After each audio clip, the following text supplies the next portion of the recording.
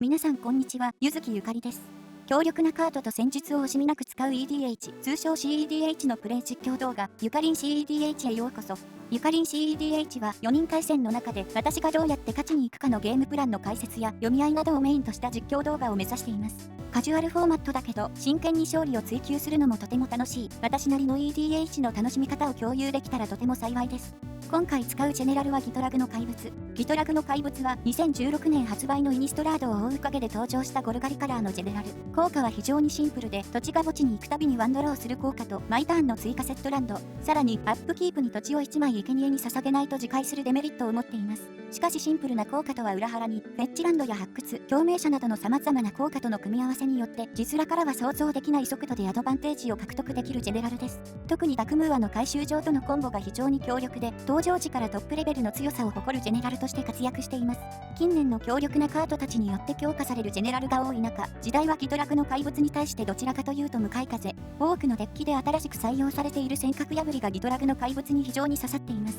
しかし、尖閣破りの流行で絶対説明と思いきや、有り余っていたデッキパワーをちょっとだけ大王札に回すことで変わりない強さで暴れているのが恐ろしい。おそらく今後もよっぽどのことが起きない限り、環境上位の座から落とされることはないでしょう。さて、いつも通りデッキのギミックを紹介していくのですが、ギトラグの怪物には他のジェネラルに比べ物にならないかつのギミックが搭載されているので、今回は主要のギミックだけを紹介していきます。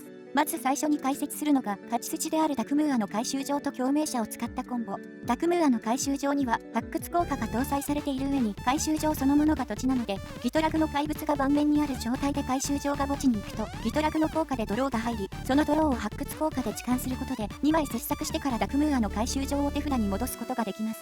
これにノーコストで手札を捨てることができる共鳴者カードを組み合わせることで、ダクムーアの回収場を捨て、2枚切削してから手札に回収するのを無限に繰り返すことが可能です。そして切削する際に土地が落ちれば、ギトラグの効果で追加のドローが入るため無限ドローが成立。エルドラージタイタンを利用することでライブラリーをリセット。さらに睡蓮の花びらなどを使えば無限マナも生成できます。ここまで来ればデッキのカードを無限に使用できるので、あとは煮るなり焼くなりしてゲームを終わらせましょう。もう一つ重要なのが、ルールの穴をついたエンドフェーズループ。MTG では自分のターンの終了時に手札が8枚以上の場合、エンドフェーズの最後のクリーンナップステップで7枚になるように手札からカードを捨てます。基本的にクリーンナップステップでカードを捨てた後は、誰にも優先権が回らずそのまま次のターンに移りますが、手札を捨てた際に何かしらの効果が誘発した場合、効果処理が終わった後にアクティブプレイヤーに優先権が回り、すべてのプレイヤーが優先権をパスしたら、新たなクリーンナップステップが開始されます。もし手札が8枚あり、ギトラグの怪物がいる時のクリーンナップステップで、ダクムーアの回収場を手札制限で捨てたらどうなるでしょう。まず土地を捨てたことでギトラグの効果でワンドロー。しかしそれをダクムーアの回収場の発掘で置換。2枚切削してから回収場を手札に回収。するとあら不思議。手札が再び8枚になるので新たなクリーンナップステップが開始。ルールの穴をついた無限ループの完成。さらに発掘による2枚切削で土地が落ちると、追加のドローが入り手札が9枚になるため、カードを1枚使う余裕ができます。細かい動作はここでは解説しませんが、インスタントスピード限定の無限マナ無限ドロー無限キャストが成立しゲーム終了。条件付きとはいえ、統率者プラス特定カード1枚で指導するコンボって考えたら恐ろしいですね。ギトラグの怪物は主にこの2種類のループコンボによる勝利を目指します。ゲームの流れとしては、1、2ターン目にマナ加速やサーチカードでギトラグのキャストの準備、その後にギトラグの怪物を着地し、追加のセットランドを駆使してアドバンテージを稼いだり、様々なギミックを駆使して共鳴者コンボやエンドフェーズループに突入しての勝利を目指します。相手への妨害能力はほとんどない代わりに、勝負を仕掛けるスピードと妨害された場合の立て直し能力がかなり高いです。ギトラグの怪物さえ出してしまえば、目を疑うレベルでアドバンテージを稼げるので、アグレッシブなマリガンをしやすく、手札枚数が少ないスタートでも安定したゲーム展開を望めます。今回ギトラグの怪物を使うにあたって、ギトラグサーバーの皆さんによって制作されたデッキリスト及びデッキガイドを参考にしました。デッキガイドの方を見ていただくとわかると思うのですが、とてもじゃないけど対戦動画の前語りでは情報をカバーしきれないぐらいテクニカルで奥が深いジェネラルです。そのうちデッキ解説動画としてまとめたいと思っているのですが、2組セットの時以上にボリュームがあるデッキ解説動画になりそうなので、対戦動画と並行してぼちぼち作っていきます。楽しみに待っててください。それでは本日の対戦相手のジェネラルを見ていきましょう。下茶が使うのが最高交渉強ウルザ。青タンのミッドレンジをベースに、冬の宝珠や生体の宝珠などのウルザとのシナジーが強いスタックスカートによるワンサイドゲームを狙うジェネラルです。アンタップ枚数を制限してくるスタックスはそこまでギトラグに刺さりませんが、基本に帰れたけは刺さってしまうと積みかねないので、いつも以上に基本土地を優先してフェッチで持ってきた方が良さそうですね。ウルザには通常型とクリーチャーを1枚しか採用しない変身型の2種類が存在しますが、最近は変身型が主流なので、変身進カード1枚からの即死コンボを要警戒と言いたいところですが、優先権の順番的によっぽどのことがない限り、ギトラグが対処しなきゃいけない場面は回ってこないので、あまり気にしなくて良さそうです。ウルザは速度的にギトラグより遅いですし、ロングゲームでのリソース戦もギトラグの方が得意なので、かなり有利な対面だと思います。対面が使うのが折り手のティムナと鋭い目の公開しマルコムの組み合わせ。おそらく最近流行っている最後の審判を主軸としたデッキと予想します。マナの確保からドローエンジン、勝ち筋の用意まで隙がほとんどないデッキですが、生体の宝珠や3なる補給の刺さりがかなりいいので、ウルサの意識が対面に向いたらこちらが動きやすくなりそうです。上茶が使うのが賢者の振動機能。自身の効果で大量のマナを確保し、大型スペルを早い段階から叩きつけるのを得意とするジェネラルです。マナさえ確保してしまえば機能の効果でどんどんデッキを掘り進めれるので、手札に余裕があることが多く、ギトラグに対する除去札が結構飛んできそうなのが厄介ですね。全体的にミッドレンジ寄りのデッキが多い印象なのでギトラグが非常に戦いやすく見えます。しかし対戦相手もそれを十分理解しているはずなので、いかに相手の注意をかいくぐって勝利をもぎ取れるかの勝負になりそうです。それでは対戦の方に移りましょう。私のポジションは1番目。まずは最初の7枚を見てみましょう。突然の追尾、ネクロポーテンス、新緑の近墓地、適者生存、ソルリング、虹色の眺望、統率の灯台。マナ加速がありギトラグを3ターン目に出せるものの、2ターン目に取れる動きが現状適者生存を出すぐらいしかない上に、肝心のコストとなるクリーチャーがありません。強力なネクロポーテンスも黒ソースをもう一つ引けないと使えないので、最初の7枚ではキープすべきハンドではありませんね。マリガンして次の7枚を見てみましょう。関節の森、ガイア溶卵の地、汚れた契約、首絞め、エルビッシュスピリットガイド、暗黒の儀式、陰謀団の儀式。何もできないハンドなのでこれもマリガンします。次の7枚にかけましょう。厳かなモノリス、暗殺者の戦利品、宝石の睡蓮、裏切り者の都、虹色の眺望、エルフの神秘家、森の教示者。2ターン目にギトラグを出せますし、森の境地者でラムナプの採掘者をサーチすればアドバンテージも稼げる良さげなハンドですね。土地の枚数が気になりますが、5枚スタートでこれを上回るハンドは難しいのでキープしましょう。ボトムには厳かなモノリスを送ります。下茶は6枚、対面は4枚、そして上茶は7枚でスタート。対戦よろしくお願いします。私のターン、ドローは適者生存。現状コストに使えるクリーチャーが足りていませんが、ゴルガリのハカトロールを経由してから共鳴者をサーチできる強力な1枚です。まずは虹色の眺望をセットランドしてから森をフェッチ。宝石の睡蓮とエルフの神秘化をキャストしてから5。下茶のターン、宝石の睡蓮をキャストしてから金属モックス。時を超えた探索を刻印してからウルサをキャスト。ウルサの効果で構築物トークンを生成。さらに睡蓮の花びらとミシュラのガラクタをキャストしてから神秘の聖域をタップイン。最後にミシュラのガラクタを私を対象に起動。私のライブラリトップをチェックしてから対面にターンを回します。対面のターン、アップキープに下茶がミシュラのガラクタのスロートリップでワンドロー。メインフェーズに入り、対面はアンシーをセットランドしてからシアンをキャスト。ライブラリトップ3枚を確認するも、お眼鏡にかなうカードは見つからなかった模様。ライブラリをシャッフルしてからワンドロー。上茶にターンを回します。上茶のターン、新緑の近墓地をセットランドしてからトロフィーをフェッチ。ライフを2点払いリタクシア派の調査を私を対象にキャスト。私が仕掛けるターンを測ることで、どのタイミングまでなら妨害札を構えずに動いてもセーフかを知りたい感じでしょう。私の手札をチェックしてからワンドロー。モックスダイヤモンドをプレイ。コストは真鍮の都。2マナ使って機能をキャストすると思いきや、出てきたのは金粉のドレイク。ドレイクの効果で自身を下茶のウルザと交換してからターンを終了。私にターンが回ります。私のターン、ドローは陰謀団のピット。追加の土地がちょうど欲しかったところですし、墓地さえ超えていれば、ほぼ確実に天敵の尖閣破りも対処できる1枚なので、かなりいいカードを引けました。まずは裏切り者の都をセットランドし、無色マナーを浮かせながらギトラグをキャスト。お次はギトラグの効果で陰謀団のピットを追加セットランド。裏切り者の都の効果が誘発し自身を生贄に、そしてギトラグの効果が誘発しワンドロー。引いたカードは闇の腹心。アドバンテージをさらに稼げる上に、マナをきれいに使い切れますね。とりあえず先に見られている森の教示者をキャスト。ギトラグの効果で土地が減ってしまうので次のターンに確定で出すことはできませんが、ここは強気で出せた時のリターンが非常に大きいラムナプの採掘者をサーチしてライブラリトップに置きます。お次は残りのマナを使い切って闇の腹心をキャスト。さらにアドバンテージ源を増やしていきます。さすがにギトラグを野放しにされるとは思えませんが、仮にギトラグが処理されても立て直す準備ができました。非常にいい流れです。下茶にターンを回します。下茶のターン、発明博覧会をセットランドしてからマナクリプトをプレイ。コンバットに入り、私か対面を攻撃すると思いきや攻撃先は上茶。当然上茶はブロックせずにライフを7点ルーズ。ウルサなしではすることがない下茶は対面にターンを回します。対面のターン、島をセットランドしてから暗黒の儀式をキャスト。そして生成した3マナでネクロポーテンスをキャスト。4枚スタートでのハンド差を取り返ししに行きます。ネクロポーテンスは妨害されずに着地。早速対面はライフを10点払いカードを10枚追放。エンドフェーズに入り追放されたカードを回収。クリーンアップで手札を捨ててから上茶にターンを回します。上茶のターン、繁殖池をショックインしてから避難をキャスト。もうちょっと展開してくるかと思いましたがターン終了を宣言。これはギトラグをかなり意識して妨害を構えているでしょうね。私のターン、アップキープに闇の腹心とギトラグが誘発。ギトラグの誘発を上に乗せつつ森をタップして緑7を生成。森を生贄に捧げギトラグを維持。ギトラグのドロー効果が誘発。ラムナプの採掘者をドローしてから闇の腹心の効果が解決。トップのバユーを公開して手札に加えます。ドローステップに入りエルビッシュスピリットカイドをドロー。まずはリソースをさらに伸ばしていくためにバユーをセットランドしてからラムナプの採掘者をキャスト。これにスタックして上茶がモックスダイヤモンドから2マナ出して現実変容をギトラグを対象にキャスト。ギトラグは追放され統率者領域へ戻り代わりにトップの弱者選別が予示され戦場に出ます。ラムナプの採掘者が着地しますがギトラグが処理されてしまったので追加の土地は出せません。予測はしていましたが少し痛手ですね。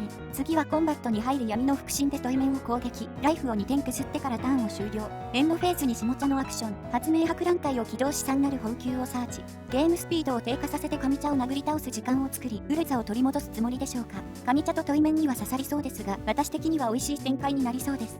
下茶のターン、マナクリプトは失敗で3ダメージ。早速サーチした3なる補給をキャスト。すべての呪文の最低コストを3にします。そしてコンバットに入り再び上茶を攻撃。上茶はブロックせずに発展ルーズ。対面にターンが回ります。対面のターン、ドローはネクロポーテンスの効果でスキップ。イニシエの分母をセットランドしてからネクロポーテンスでライフを5点ペイ。そのままエンドフェーズに入りカードを回収し、クリーンアップでディスカード。次の下茶のエンドフェーズに3なる補給を除去してから動いてきそうですね。上茶のターン、厳かなモノリスをキャストしてから5。3なる補給が結構響いていそうですね。私にターンが回ります。私のターン、闇の腹心の効果で森を守るものを公開。ライフ1点ルーズして手札に加えます。ドローは樹木しげる36。メインフェーズに入り、墓地から裏切り者の都をセットランドしてから敵者生存をキャスト。そしてコンバットに入り3体のクリーチャーで対面を攻撃。ライフを6点削ります。そろそろ対面もライフが心配になってきたでしょう。下茶にターンを回します。下茶のターン、マナクリプトは成功。コンバットに入り再び上茶を攻撃。ライフを8点削ります。マナを構えたままターン終了を宣言。エンドフェーズに対面がサイクロンの裂け目を3なる補給を対象にキャスト。予想通り動いてきましたね。それを待ち構えてたかのように下茶は払拭でサイクロンの裂け目をカウンター。3なる補給が残ったまま対面にターンが回ります。対面のターン、ドローはネクロポーテンスでスキップ。吹きさらしの荒野をセットランドしてからツンドラをフェッチして5。上茶のターン、アーティファクト2つから6マナを生成して隠れ潜む捕食者をキャスト。なんて物騒なものを採用しているんですか。私にはどうすることもできませんが、さすがに打ち消してほしいですね。下茶はパス。しかし対面はかなり悩んでいるので、おそらく何かしら持っているはず。あとは任せました。下茶が私の次のターンのマナを数えてギトラクは出なさそうと言ったのが決め手となったのか、対面はマナ吸収を隠れ潜む捕食者を対象にキャスト。隠れ潜む捕食者を打ち消された上茶はコンバットに移行。対面を攻撃し、ライフを3点削ってからターン終了を宣言。私のターンに入る前に余っているマナを使っちゃいましょう。1マナと手札の森を守るものをコストに敵者生存を起動。徐々に勝利へのピースを揃えていきましょう。ライブラリからゴルガリのハカトロールを手札にサーチ。そして私のターン、闇の腹心でマナクリプトを公開して札に加えます。ドローは陰謀団の儀式。とりあえずギトラグを再キャストしに行きます。まず裏切り者の都から2マナ出してからラムナプの採掘者で墓地から森をセットランド。裏切り者の都は再び墓地へ。そしてエルビッシュスピリットカイドを追放して緑マナを生成。土地をフルタップして合計7マナ。ギトラクの怪物をキャスト。ギトラクの追加セットランドで墓地から虹色の眺望をプレイ。早速フェッチして関節の森を持ってきますか。その前にギトラクでドロー。引いたカードは関節の森を引いちゃったので沼を持ってくるしかありませんね。欲張って手札のフェッチランドを使わなかったのがあだになっちゃいましたね。怒ってしまったことは仕方がないのでやれることはやっておきましょう。コンバットに入ります。変に上茶のライフを削って下茶にウルッサを返す事態になっても私の得にならないので素直に対面を攻撃し6点。もう取れる動きがないのでパス。このターンにギトラクが再キャストされたのは計算外のはず。対応札が間に合わないようなら次のターンに決めます。下茶のターン、マナクリプトは失敗で3ダメージ。3マナ払って上天の呪文爆弾をキャスト。夏の帳で防げない厄介なバウンスですね。コンバットに入り構築物トークンで対面。金粉のドレイクで私を攻撃。ネクロポーテンスでライフを払い続けてきた対面はここで KO。下茶はターンを終了。上茶にターンを回します。上茶のターン、ウルザを生贄に異界の進化をキャスト。ライブラリから6マナ以下のクリーチャーを直接出します。上茶が出すクリーチャーは種子生まれの指針。対面が脱落したとはいえゲームが長引くと盤面を完全制圧されてしまうので、上天の呪文爆弾での妨害が見えていますが、次のターンにそれを乗り越えて勝負を決めなきゃいけなくなりましたね。上茶はターン終了を宣言。私にターンが回ります。私のターン、種子生まれの指針の効果で上茶のパーマネントもアンタップ、避難起動分のマナが確保されます。アップキープに入りビトラグと闇の腹心の効果が誘発。闇の腹心の効果で緑の太陽の頂点を公開。ライフを1点失い手札に加えます。そしてギトラグの効果が解決する前に森をタップして緑マナを生成。ギトラグの維持コストで森を生贄に捧げ、ギトラグのドロー効果を誘発。ドロー効果にスタックして1マナと手札のゴルガリのハカトロールをコストに適者生存を起動。ライブラリから野生の雑種剣を手札に加えます。ギトラグのドロー効果の解決に戻った際に下茶のアクション、上天の呪文爆弾のバウンス効果をギトラグを対象に起動。これに対してはなす術がないのでおとなしくバウンスされておきます。さらにドローの解決にスタックして上茶が避難の効果を起動。トップ5枚を確認し、その中から人間ではないクリーチャーを出します。選ばれたカードはテラストドン。戦場に出た際に、私のバユーと下茶のマナクリプトと金属ノックスの3枚を対象にテラストドンの効果が誘発。緑マナを縛られるのは厳しいですが、総トークンにされる前にバユーから緑マナを生成しておきます。ようやくギトラグのドローが解決。ハカトロールを発掘してもアドバンテージを稼げないのでここは普通に引きます。きたきたきたきたきたきたドローしたカードはガイア溶乱の地。一気にマナを増やせるカードが揃ったので、このターンで勝負を仕掛けます。まずは暗殺者の戦利品を3なる補給を対象にキャスト。誰も3マナ浮いていないのでこれは絶対に通ります。3なる補給が破壊され下茶はライブラリから関節の島をプレイ。呪文のマナコストが元に戻ります。アップキープ終了前に上茶が余ってたマナを使って夏の帳をキャスト。ワンドローしてから青黒からの耐性を獲得します。ドローフェースに入り引いたカードは極楽鳥。これは使えませんが勝利に必要なカードは揃いました。メインフェースに入りガヤ溶乱の地をセットランド。早速タップして5マナ生成。お次は陰謀団の儀式をキャスト。スレッショルドは達成しているので黒マナを5つ生成。そしてマナクリプトをプレイしてからギトラクの怪物を手札からキャスト。保険で樹木しげる36をセットランドしてから野生の雑種剣をキャスト。これが通れば勝負はもらったの同然。勝負です。崩壊はなく雑種剣が着地。ここまで来たらギトラグは止められません。雑種剣の効果で手札の関節土地を捨てることでギトラグのドロー効果が誘発。